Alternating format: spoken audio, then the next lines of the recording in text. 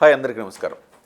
నారా చంద్రబాబు నాయుడు గారి వారసుడిగా తెలుగుదేశం పార్టీ నుంచి భవిష్యత్తు ముఖ్యమంత్రిగా ఫోకస్ అవుతున్న నారా లోకేష్ గారు పాదయాత్ర చేపట్టి నేటికి సంవత్సరం అయింది. ఈ సంవత్సర కాలంగా రాజకీయాల చరిత్ర గతిని మార్చిన పాదయాత్రగా ఆయన చేసిన పాదయాత్రని చెప్పచ్చు. మరి పాదయాత్ర ముందు లోకేష్ ఏంటి, పాదయాత్ర తర్వాత లోకేష్ ఏంటి మాట్లాడుకుందాం. మనతో పాటుగా ప్రముఖ రాజకీయ విశ్లేషకులు చంద్ర శ్రీనివాస్ గారు ఉన్నారు. సార్ నమస్తే. సార్ నమస్కారం అండి. సార్, పాదయాత్ర అనేది లోకేష్ గారిలో కంప్లీట్గా ఒక మార్పు, ఒక ట్రాన్స్ఫర్మేషన్ తెచ్చింది అనుకోవచ్చా? యువగలం ద్వారా పరిపక్వత చెందిన రాజకీయ నాయకుడిగా ఆవిర్భవించాడు అనుకోవాలి.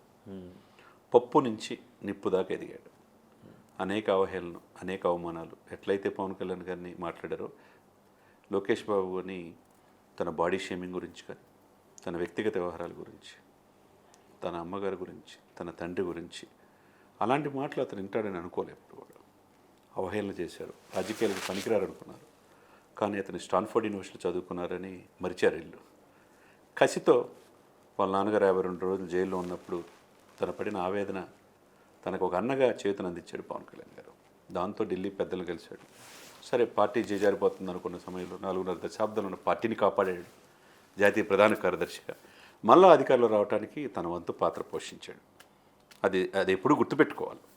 యువగలం ద్వారా డైరెక్ట్గా అటాక్ జగన్మోహన్ రెడ్డిని చేశాడు. అనేక ఆటంకాల నడుమ యువగలం యాత్రని ఆయన పూర్తి చేయగలిగాడు. ఈ పార్టీని అధికారులు రావడానికి తన వంతు కృషి చేశాడు.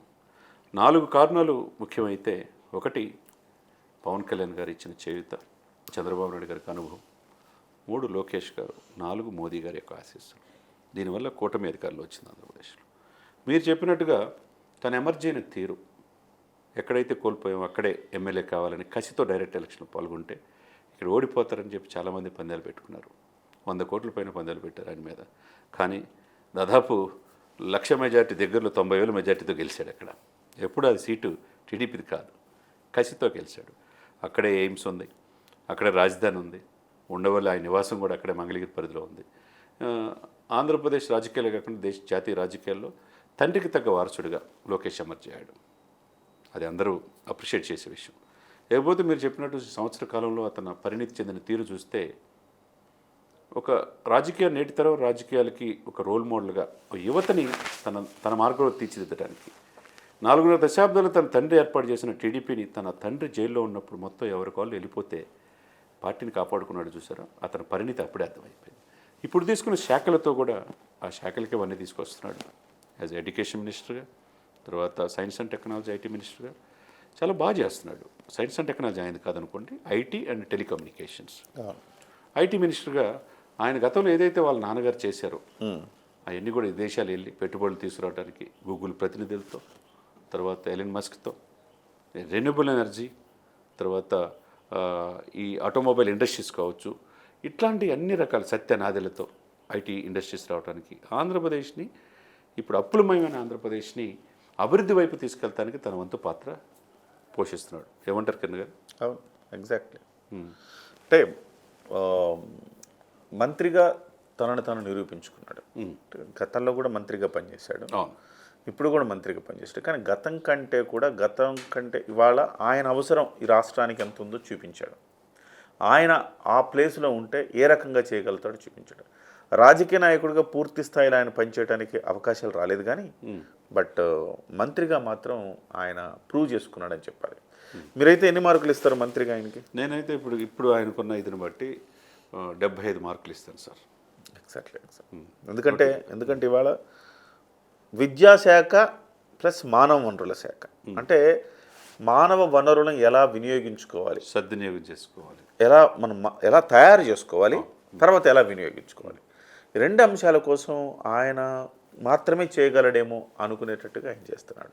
బహుశా ఆయన స్టాన్ఫోర్డ్లో చదువుకోవడం కావచ్చు, లేకపోతే ప్రపంచ బ్యాంకులో పనిచేయడం కావచ్చు, ఇవన్నీ కూడా ఆయనకి ఉపకరించి ఉండొచ్చు. ఆ విదేశాల్లో చదివిన ఎక్స్పోజర్ ఉంది కదా, దానివల్ల ఆయన ఇవాళ గతంలో నాకు చంద్రబాబు నాయుడు గారు గుర్తొస్తున్నారు. గతంలో ఎప్పుడైతే చంద్రబాబు నాయుడు గారు అప్పట్లో 1996 నుంచి 2004 వరకు ఆయన చేసిన పరిపాలనలో, సో ఆ రోజు బిల్ గేట్స్ని కలవడం, అన్నీ తీసుకురావడం, కంపెనీలని ఒక సైబరాబాద్గా తయారు చేసిన చంద్రబాబు ఇవాళ ఆ యువ చంద్రబాబు, ఆ రోజున్న చంద్రబాబు ఇవాళ లోకేష్లో కనపడుతున్నాడు అనుకుంటా. ఎందుకంటే గూగుల్ అది మామూలు విషయం కాదు. ఆర్సెల్ మిట్టల్ అది మామూలు విషయం కాదు. సో కొన్ని లక్షల కోట్ల రూపాయల పెట్టుబడులు తేవటంలో ఆయన 100% సక్సెస్ అయ్యాడు. అలాగే ఎవరైనా ఎక్కడైనా చిక్కుకుపోతే వాళ్ళని కాపాడడం కావచ్చు. అలాగే ఒక కార్యకర్త చనిపోయాడని తెలిస్తే, బలవన్ మరణానికి పాల్పడ్డాడని తెలిసిన వెంటనే ఆయన పెట్టిన పోస్టును చూసారా, తమ్ముడు ఎందుకు అలా చేసి ఒక్క మాట నాకు చెప్పాలి చెల్లించిపోయాడు. అంటే కార్యకర్తల మీద ఆయన అంత ప్రేమను చూపిస్తారా అని కార్యకర్తలు చాలామందిలో ఆత్మవిశ్వాసం పెరిగింది. అవును. ఇవాళ కార్యకర్తలు ఇవాళ దాదాపు 70 లక్షలు దాటిందండి సభ్యత్వం. సార్ మొన్న ఓపెన్ గతంలో కూడా 49 లక్షలు కొత్త వాళ్ళు వచ్చారు. అవును, వాళ్ళకి అదే ప్రాణం టీడీపీకి. అదే అంటే ఇంత సభ్యత్వం జరుగుతుందంటే యువత, ముఖ్యంగా తెలుగుదేశం పార్టీకి సగటు వయసు దాదాపు 50 ఏళ్ళండి. ఎందుకంటే తెలుగుదేశం పార్టీ పెట్టింది 40 ఏళ్ల క్రితం. సో ఇవాళ తెలుగుదేశం పార్టీలో చంద్రబాబు నాయుడు గారి వల్ల అందుకున్న ఫలాలన్నీ కూడా ఎవరు 50 ఏళ్ల పైబడిన వాళ్ళు ఇవాళ ఆ పొజిషన్లో ఉన్నారు. అంటే వాళ్ళ సగటు వయసు 50 ఏళ్ళు. ఇక్కడ పవన్ కళ్యాణ్ గారి పార్టీ, జనసేన పార్టీ సగటు వయసు 25-30 ఏళ్ళు ఉంది. 25 ఏళ్ళు అనుకోవచ్చు. ఇవాళ ఆ 25 ఏళ్ల సెక్టర్లో తెలుగుదేశం పార్టీ లేదు. వాళ్ళని తీసుకురావటంలో, ఆ యువ శక్తిని తీసుకురావటంలో లోకేష్ గారు కీలక పాత్ర పోషిస్తున్నారు పార్టీ పరంగా. డెఫినెట్గా. ఎందుకంటే ఇంకొకళ్ళు అయితే అంత పరిపక్వత లేకపోతే, తండ్రి గారు అసలు సుదీర్ఘ అనుభవం ఉన్న వ్యక్తి, ఈ దేశానికి రాష్ట్రపతి అబ్దుల్ కలాం గారిని రిఫర్ చేసిన వ్యక్తి, ఎన్డీఏలో కీలక పాత్ర నేషనల్ ఫ్రంట్లో చూసి ఈ దేశానికి బాలయోగి లాంటి దళితుని స్పీకర్ చేసిన వ్యక్తి, అంతే సుదీర్ఘమైన రాజకీయం ఉన్న వ్యక్తిని ఎవరు జైల్లో ఉన్నప్పుడు సహకరించాల, ఒక పవన్ కళ్యాణ్ గారు తప్పితే. ఆ సమయంలో అతను ఓర్పు చూసారా? పాపం అతను ఢిల్లీ పెద్దలను కలిశాడు. తన తండ్రి పోతే ఏం చేయలేని పరిస్థితులు ఇంకొకళ్ళు అయితే నాకు ఈ రాజకీయాలు వద్దురా బాబు అనుకునేవాళ్ళు. అటువంటిది ఒక సమర్థవంతమైన వ్యక్తిగా ఈరోజు రాటు తేలటం అనేది నేటి యువతకి, తన ఎమ్మట తిరిగిన యువగలలో తిరిగిన ఎంతోమంది యువతకి మంచి పోస్టులు కూడా, మెచ్యూరిటీ కూడా బాగా వచ్చింది చంద్ర శ్రీనివాస్ గారు. ఎలా అంటే ఒకప్పుడు అంత మెచ్యూరిటీగా అనిపించేది కాదు. ఇవాళ ఎంత మెచ్యూరిటీ అంటే ఎక్కడ తగ్గాలో ఎక్కడ నెగ్గాలో తెలిసిన వ్యక్తిగా లోకేష్ గారు ఎమర్జ్ అవుతున్నారు. తన కోసం తన తండ్రి జైల్లో ఉన్నప్పుడు, ఎవరూ లేనప్పుడు అండగా నిలబడిన పవన్ కళ్యాణ్ గారిని ఒక అన్నగా భావించి స్వీకరించి అందరి ముందు ఆయనకు పాదాభివందనం చేశాడు మోదీ గారి సభలో. అంటే ప్రమాణ స్వీకారోత్సవాలు. వద్దంటున్నా అంటే అర్థం ఏంటి? ఎస్, ఆయన బంధాలని, అనుబంధాలని, తన కోసం, వాళ్ళ కోసం కష్టపడిన వాళ్ళని, వాళ్ళకి చేయూతనిచ్చిన వాళ్ళని కూడా నేను మర్చిపోను, ఆ విలువలతో ముందుకు వెళతామని చెప్పే ఒక సంకేతాన్ని కూడా ఇచ్చాను. నేనెందుకు, మా తాతగారు గొప్ప, 40 ఏళ్ల సుదీర్ఘమైన రాజకీయ అనుభవం ఉన్న పార్టీ, మా నాన్నగారు ఇంతకాలం ముఖ్యమంత్రిగా పనిచేశారు, ఎన్నైనా ఉండొచ్చు, ఆ వారసుడు ఆయన. అయినప్పటికీ నిన్న అంటే పవన్ కళ్యాణ్ గారికి ఆయన పాదాభివందనం చేశాడంటే ఎక్కడ తగ్గాలో ఎక్కడ నెగ్గాలో తెలిసిన వ్యక్తిగా పరిణితి చెందుతున్నాడు అని చెప్పుకోవటానికి ఇది ఒక నిదర్శనంగా మనం. డెఫినెట్గా నేను ప్రత్యక్ష సాక్షిని. మోదీ గారు వచ్చి సభ చూద్దామని వెళ్ళే కూటమికి. ఆ రోజున ఆయన ఆల్రెడీ ముఖ్యమంత్రి కుమారుడు, ఆయన కూడా మంత్రికి ప్రమాణ స్వీకారం చేశాడు.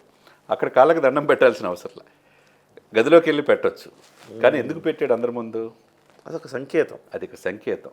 అంటే ఆ విధంగా మనం చూడాలి. ఆయన చేసిన త్యాగాలకు కావచ్చు, ఆయన ఇచ్చిన సపోర్ట్కి కావచ్చు, ఒక ధన్యవాదాలు తెలపడానికి ఇవాళ ఈ ప్రభుత్వం వచ్చింది. అది కొద్దిమంది కోహన రాజకీయవాదులకి ఇష్టం ఉండకపోవచ్చు, కానీ తను అతివాదులు రెండు పార్టీల్లోనూ ఉంటారు.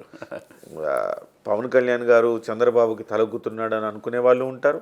లేదు, లోకేష్ ఏంటి ఇంత పెద్ద ఖాందాన్ నుంచి వెళ్ళిన లోకేష్ ఏంటి ఆయనకి పాదాభివందనం చేసేది అనుకుంటారు. అక్కడ దాకా కానీ ఆ విలువలు, ఆ బంధాలు, ఆ అవసరాలు ఒకళ్ళ మీద ఒకళ్ళు ఎంతవరకు ఆధారపడి ఉన్నారనేది వాళ్ళిద్దరికీ తెలిసినంతగా, అంటే ఎవరికి చంద్రబాబు నాయుడు లోకేష్కి, ఇలా పవన్ కళ్యాణ్ వీళ్ళకి తెలిసినంతగా, ఈ ముగ్గురు తెలిసినంతగా ఎవరు తెలియదు. ఇంకో సభలో కూడా సార్ నేను విన్నాను బాగా, ఉత్తరాంధ్రలో జరిగిన ఆ సభలో కూడా పవన్ కళ్యాణ్ గారికి ఏమి ఇచ్చినా మేము రుణం తీర్చుకోలేమన్నాడు. అంత పరిణితి అప్పుడు తెలుసుకున్నాం.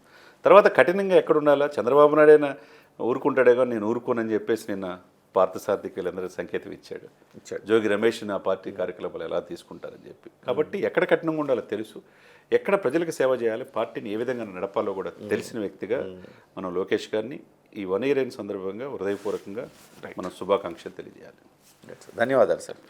సో లోకేష్ గారు, అలాగే లోకేష్ గారు రాష్ట్రానికి మరింత అభివృద్ధి కార్యక్రమాలు తీసుకురావాలని, తద్వారా ప్రతి ఒక్కడి తలసరి ఆదాయం పెరగాలని మనందరం కోరుకుందాం. నమస్తే.